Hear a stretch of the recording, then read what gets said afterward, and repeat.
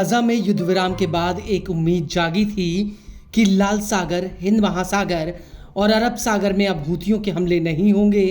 Houthi के हमलों की वजह से इंटरनेशनल शिपिंग ट्रेड को जो नुकसान हुआ है वो एक बार फिर से पटरी पर लौटेगा।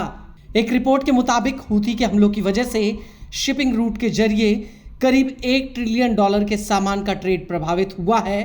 समंदर में हूती के हमलों की वजह से ग्लोबल शिपिंग क्षमता 9% तक घट गई।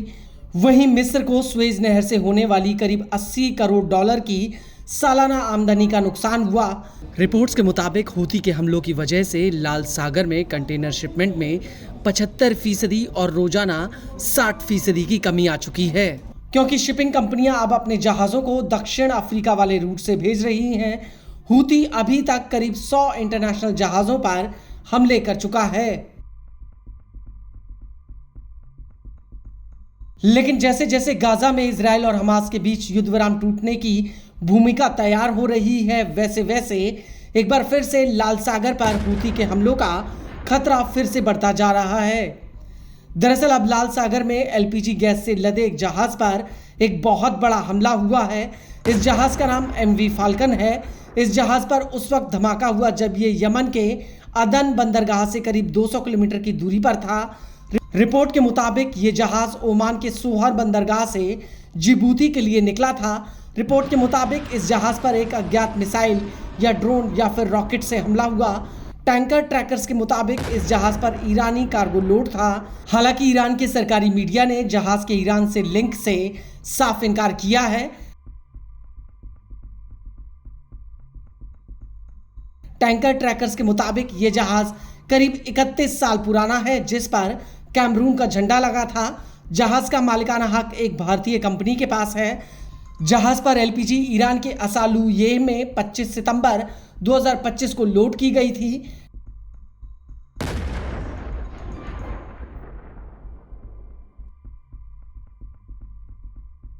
टैंकर ट्रैकर्स के मुताबिक जहाज यमन के रस ईसा टर्मिनल की तरफ फ्यूल डिलीवरी करने के लिए जा रहा था और जब जहाज पर धमाका हुआ तो उस वक्त इस पर करीब 26 लोग सवार थे।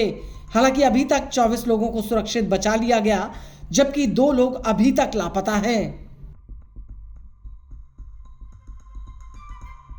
वहीं इसको लेकर यूरोपीय यूनियन की नवल सेना एस्पिडेस का कहना है कि जहाज का करीब 15% हिस्सा आग की चपेट में आ चुका था, इसीलिए चालक दल को जहाज छोड़ने की तुरंत चेतावनी दी गई थी। वहीं ब्रिटेन की सिक्योरिटी फर्म एम्ब्रे का कहना है कि यह जहाज हूती का निशाना नहीं हो सकता।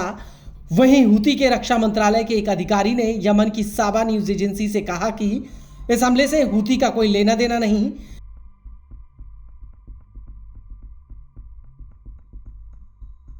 हालांकि इस जहाज के साथ ईरान के लिंक को लेकर ईरान के तेल मंत्रालय के एक अधिकारी ने न्यूज एजेंसी फारस से कहा कि यह जहाज तेल मंत्रालय या नेशनल ईरानी टैंकर कंपनी से जुड़ा नहीं है।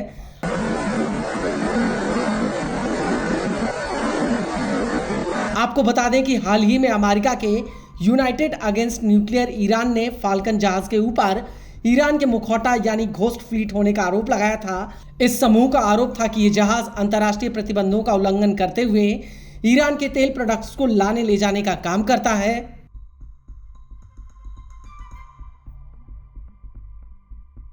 और जनवरी 2025 में तुर्की ने इस जहाज को हिरासत में लिया था। लेकिन हैरान करने वाली बात यह है कि इस जहाज का कोई भी ज्ञात बीमा करता नहीं है और किसी भी इंटरनेशनल सैंक्शन लिस्ट या ब्लैकलिस्ट डेटा में इसका नाम नहीं है। लेकिन बड़ा सवाल यह है कि अगर इस जहाज का संबंध ईरान से है तो हूती इस जहाज पर कैसे हमला कर सकता है, और अगर हूती ने इस जहाज पर हमला नहीं किया तो क्या इसके पीछे इजराइल का हाथ है?